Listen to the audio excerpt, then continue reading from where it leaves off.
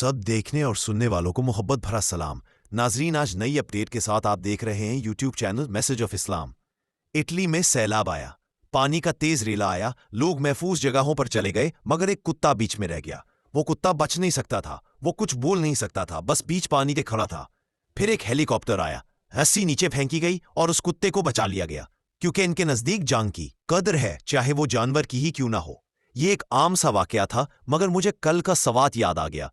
वहां 15 लोग सैलाबी रेले में फंसे रहे, पानी चढ़ता गया, लोग मदद के लिए पुकारते रहे। न कोई हेलीकॉप्टर आया, न कोई रस्सा फेंकने वाला आया, न कोई बचाने के लिए दौड़ा, न कोई तैयारी थी। पानी सबको बहा कर ले गया, कोई शोर नहीं मचा, कोई हंगामा नहीं हुआ। वीडियो बन गई, चंद खबरें चल गईं, बस कुत्ते को बचाना खबर बना, 15 इंसानों का बह जाना खबर नहीं बना।